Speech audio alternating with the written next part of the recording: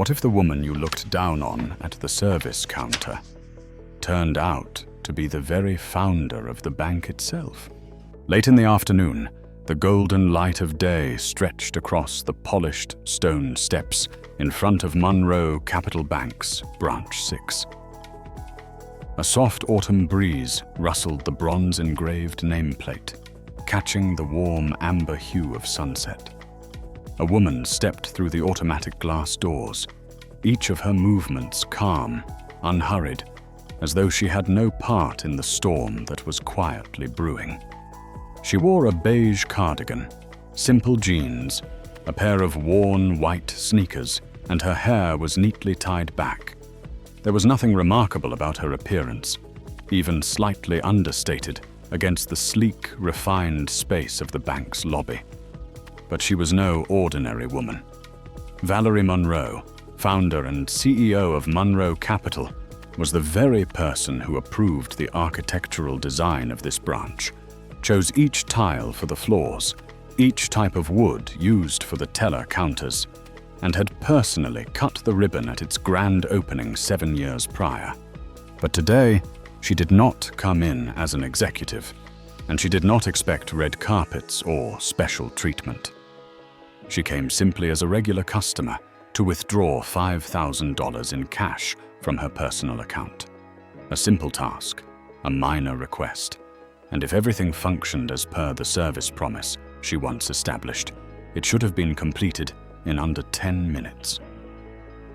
What she received first, however, was a cold passing glance from the teller named Kylie, a young employee Valerie had never met. The girl did not greet her, nor did she lift her gaze from the computer screen.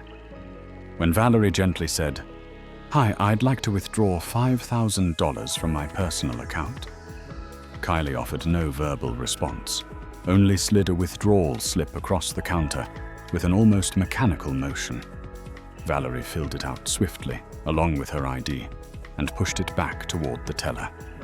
And in that moment, a subtle shift appeared in Kylie's eyes. Barely noticeable, fleeting. But Valerie caught it. Kylie stared at the slip, then the ID, then back at Valerie, and without a word, stood up and briskly walked into the back office, documents in hand, through the frosted glass door. Valerie didn't react. She remained still, hands gently folded in front of her, eyes calmly taking in the surroundings. She knew what was happening. This wasn't verification. It was suspicion. A woman of color, dressed simply, requesting a sizable withdrawal. For some, that alone was cause for alarm. On the teller counter, something caught her eye. An employee badge lying face down, barely visible beside the computer monitor. Instinctively, she leaned ever so slightly to get a clearer view of the blurred, upside-down text. It was a badge belonging to someone of higher rank than Kylie, and it had no reason to be there, let alone hidden as though someone deliberately meant to keep it out of sight. Valerie narrowed her eyes. A small detail, but she had built an entire financial empire by noticing small details like that. She knew this afternoon would not go as simply as she had hoped. And perhaps a quiet test she had long prepared in the back of her mind was finally beginning. The frosted glass door slid open with a soft click, and stepping through was not only Kylie, but also a tall, middle-aged man in a tailored gray suit, his slicked-back hair shining as though he had just left a strategy meeting. On his lapel was a name tag that read, "Bradley Moore, Branch Manager." Valerie wasn't surprised. She had anticipated his appearance the moment she saw Kylie's hurried walk and the flicker of unease in her eyes that couldn't be concealed. Bradley approached with a smile just polite enough to avoid being rude, though his eyes remained ice-cold. "Good afternoon, Ms. Monroe," he said, glancing quickly at the name on the withdrawal slip. "I understand you're looking to withdraw $5,000 from your account?" Valerie nodded without another word. She wanted to see just how far he would go. "May I take another look at your identification?" he asked. Valerie remained composed. "I already gave my ID to Kylie. She took it with her just now." Her voice was calm but firm. Brad didn't respond. He simply extended his hand, as if Valerie's word alone wasn't trustworthy enough. She stood still. She didn't argue or question him. She looked him straight in the eye, the gaze of someone who knows exactly where real power lies, and that, if she chose, she could end his career with a single phone call. But not today. Today, she needed the truth to reveal itself. Brad returned with the ID in hand, holding it up under the light as though checking for counterfeit. "May I ask what you do for a living?" he said. Valerie pressed her lips together. She had heard that question hundreds of times, and every time it was never just about verifying identity. It was a way for the person asking to silently assess whether or not she deserved what she was requesting. "I work in finance," she answered. "Oh?" Brad raised an eyebrow. "Finance? In what capacity? Consulting? Insurance?" Valerie tilted her head slightly. "I run a bank," she said, her gaze unwavering. A light ripple of silence spread through the room. Brad didn't respond right away. He glanced over at Kylie, then back with a question that was as emotionless as it was unnecessary. "Is this a personal account or a business one?" Valerie pointed to the form. "All the information is right there." Her tone remained gentle, but inside her, a wave was rising. She could feel the shift in the air. It was no longer a simple transaction, but a veiled test of power. And it seemed the man standing before her had no idea he was addressing the very founder of the entire system he was operating in. Brad still didn't look up at her. He kept his eyes on the slip of paper, as though hunting for a typo he could use as justification to deny the request. Kylie stood silently beside him, eyes glued to the counter, no longer daring to glance at the customer. Valerie sensed it. This wasn't confusion over policy. It was fear, the kind that comes from being caught in something far beyond your control. She said nothing more. She was waiting, not for approval, but for the final threshold of disrespect. And when it arrived, she knew she would not step back. Valerie didn't know exactly what made her decide to start recording. Maybe it was the moment Brad flipped her ID under the light for the third time, as if expecting some forged detail to reveal itself. Or maybe it was the instant he leaned toward Kylie and whispered, though not quietly enough for Valerie not to hear, "Are you sure this isn't borrowed ID?" Nothing in Valerie's expression showed anger, but her eyes sharpened. She slowly reached into her coat pocket, pulled out her phone, and with a single swipe, the screen lit up, and the camera began to record. "Excuse me," she said, her voice calm but firm. "I'm recording this exchange to document the service protocol at your branch." Kylie's face paled, her eyes darting nervously toward Brad. But Brad, like many who are used to holding power over others, simply smirked, a smug half-smile. "If you feel that's necessary," he said, "we'll also ask security to stand by to ensure everything proceeds smoothly." She said nothing in response, but Valerie's gaze shifted up to the security camera mounted on the ceiling. She knew its exact position, its angle, and even who was responsible for archiving the footage each day, because she had personally approved the internal operations procedures for this branch just 3 months earlier. None of her movements were accidental. She was building a picture, clear, complete, and undeniable, of how a woman of color, dressed simply, was being attended to within the very system she had painstakingly built. A security guard arrived, tall, gloved, his eyes indifferent, as though he had just been pulled from a mundane task. He said nothing, simply stood beside Valerie. Not too close, but close enough to imply that she was a potential threat. Valerie turned the camera slightly toward him. "Why were you called here?" she asked. The guard hesitated, glanced at Brad, then answered flatly, "I was asked to help stabilize the situation." Valerie tilted her head. "And what situation is that?" The guard said nothing else. In that moment, the room seemed to drain of all sound. An elderly customer seated nearby quietly set down his magazine. A mother holding her young daughter paused mid-step, eyes caught between curiosity and unease. Valerie's voice remained steady. "I came here to withdraw money from my own account. I've provided valid identification. And if I weren't recording this, who would believe me when I say I was treated as suspicious just because I'm not wearing a suit?" The question wasn't aimed at anyone in particular, but everyone heard it. Brad didn't respond. Instead, he picked up a second form and slid it across the counter toward her, saying coldly, "We'll need you to complete a supplemental verification." Valerie looked down at the paper. It asked her to list her most recent deposit amount, date, and transaction type.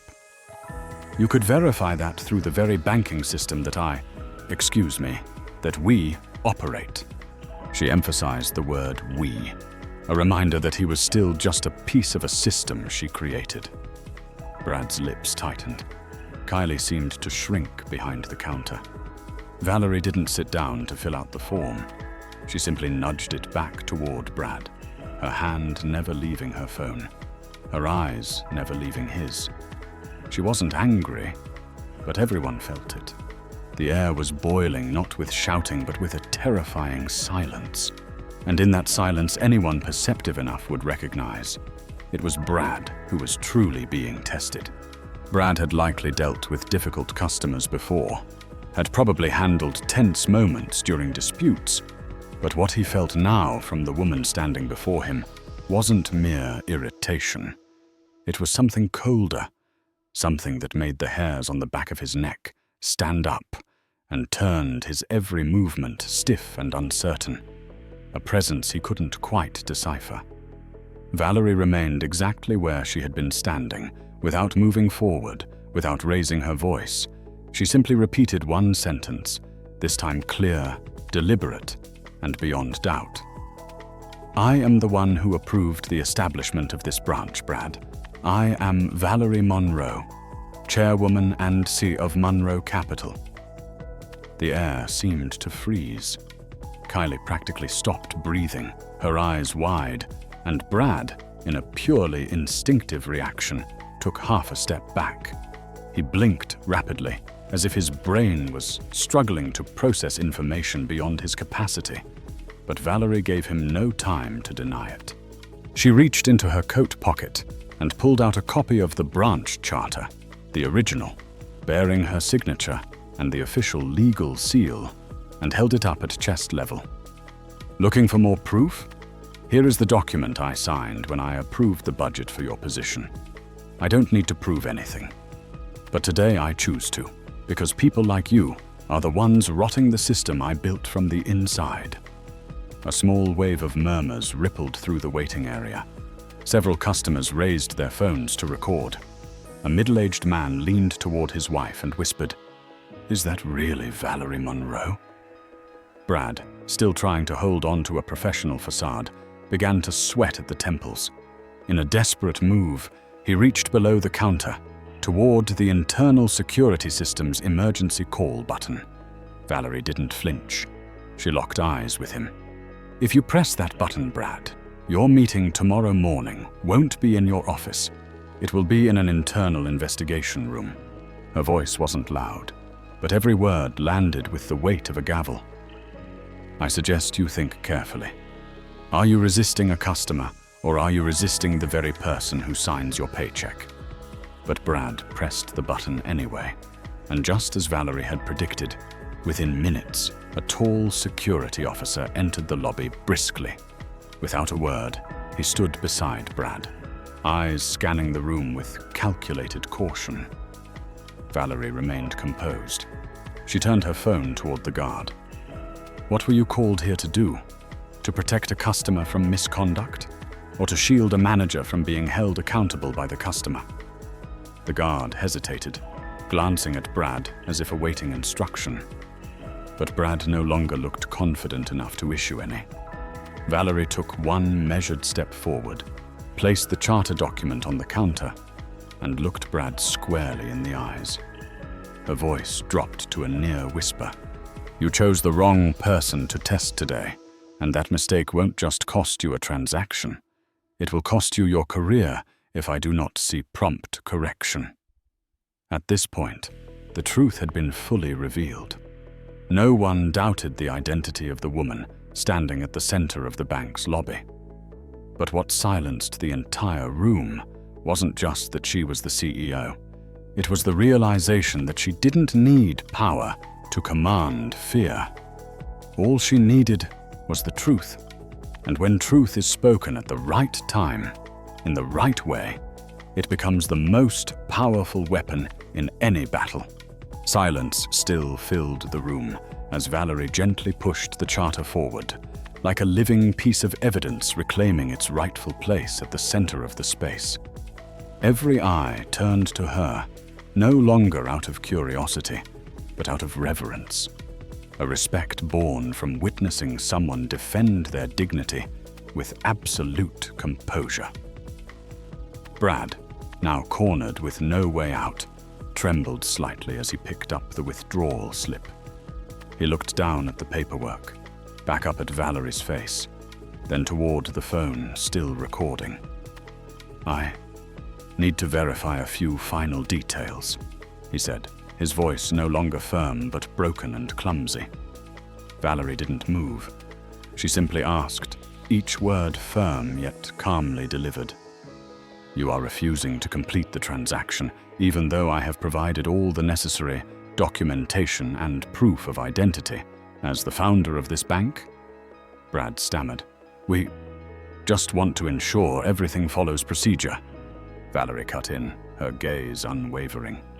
Monroe Capital's procedures never included discriminating against customers based on appearance or race, and I'm the one who wrote that into the operations manual.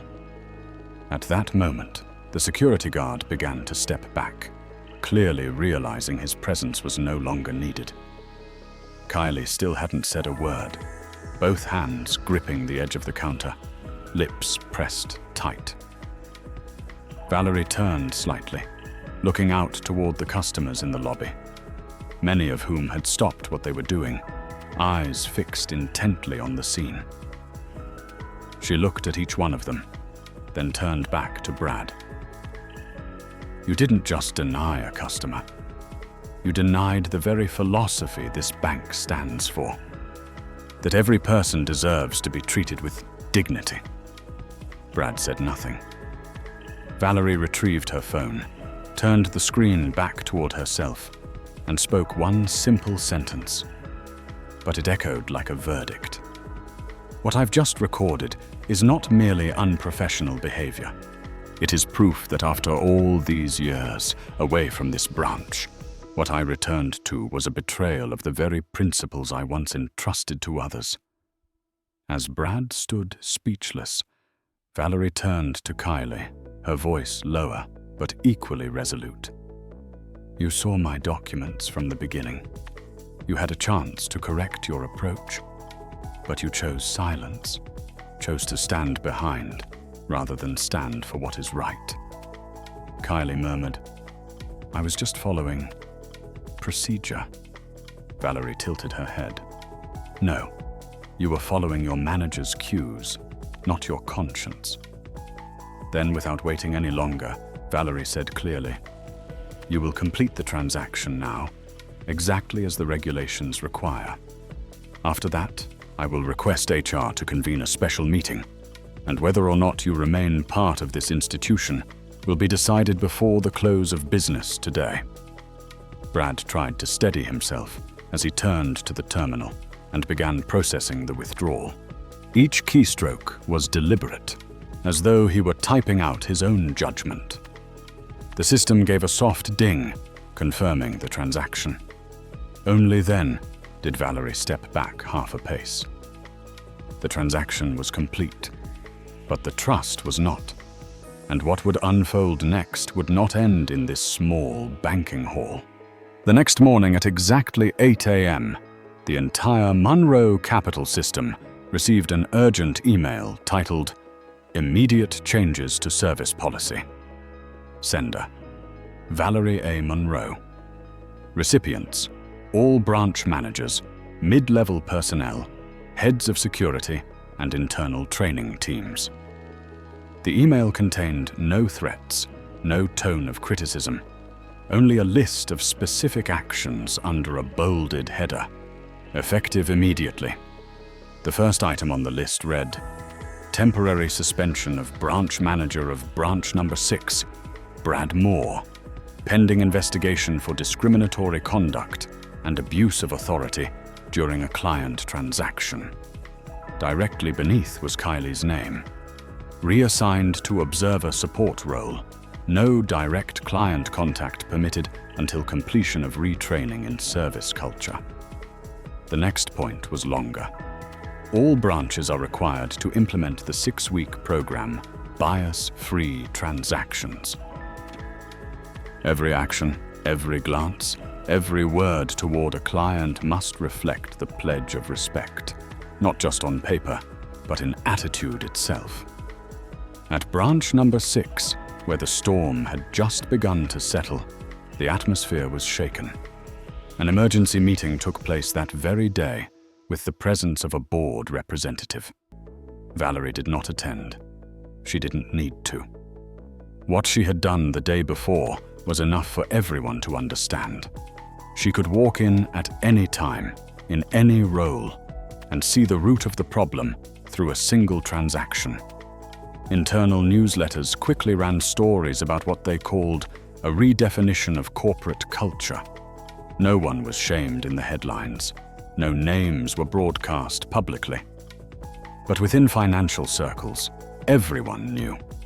This was a cleansing from the deepest level, personally initiated by Valerie Monroe. And unlike the promises of reform in the past, this time there was no room for delay. No more superficial training. No more masking systemic flaws in polished language. Those who had once dismissed clients based on their appearance, attire, or imagined social status were now forced to confront themselves. As for Valerie, that afternoon, she returned to the headquarters, stepping into her familiar office where the nameplate had faded with time. She placed her phone on the desk and replayed the video from the day before. Not to broadcast, not to reopen the wound, but to keep as a reminder that no matter how perfect a system appears, without consistent action and real values, it will rot from the inside.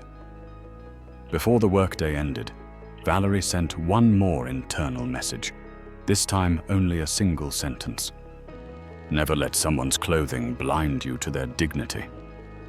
And somewhere, in the quiet of late afternoon across the branches, young employees began to understand, perhaps for the first time, that a founder is not just a name on the wall. A founder is someone who can step in at any moment to protect what they built from the truest principles they ever believed in.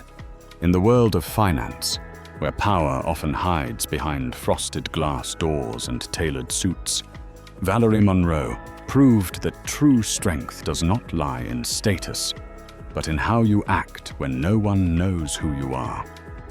This story is not just a wake-up call for those who misuse their positions to judge others, but also a powerful reminder that cultural transformation within an organization begins with the most ordinary moments, like a single denied transaction.